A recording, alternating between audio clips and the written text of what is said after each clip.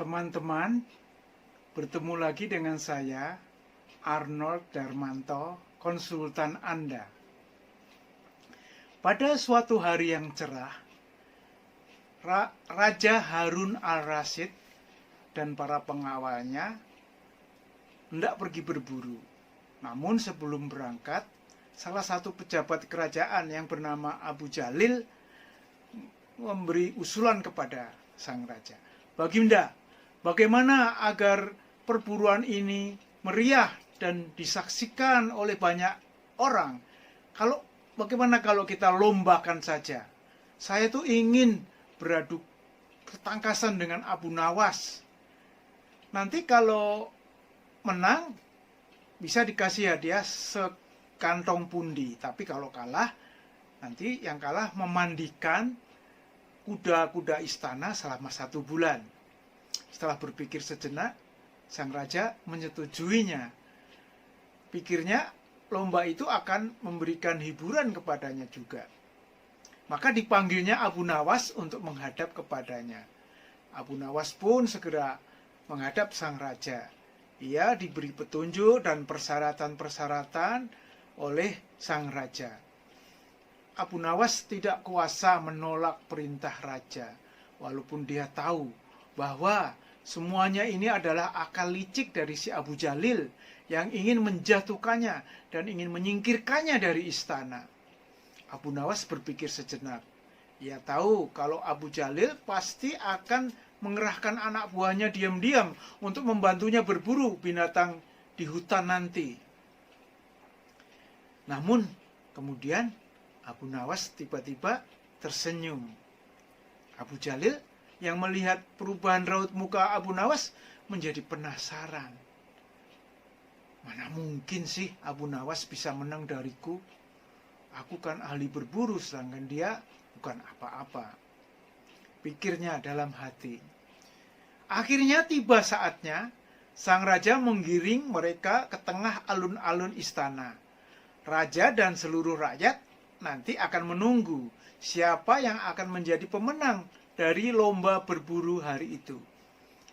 Setelah trompet tanda dimulainya perburuan dibunyikan, Abu Jalil segera memacu kudanya secepat kilat menuju hutan belantara. Abu Nawas bertindak sebaliknya.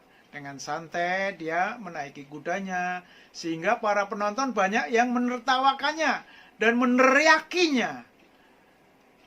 Menjelang sore hari, tampaklah kuda Abu Jalil memasuki pintu gerbang istana.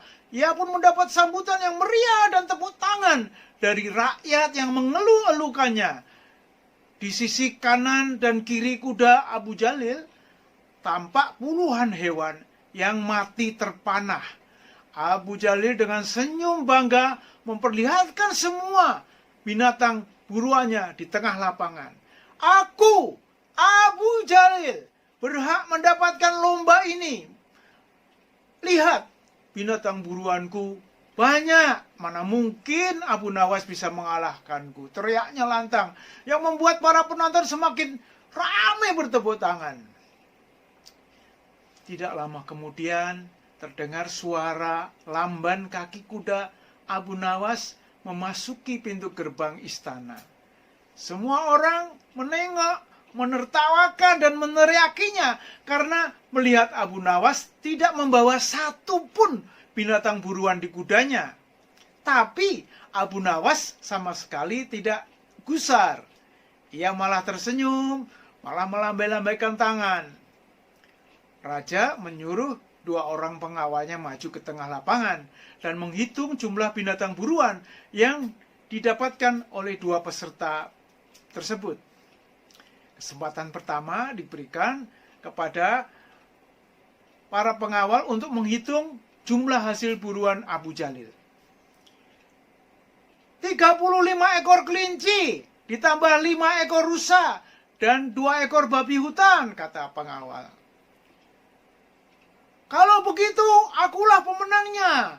Karena Abu Nawas tidak membawa seekor binatang pun, teriak Abu Jalil dengan sombongnya.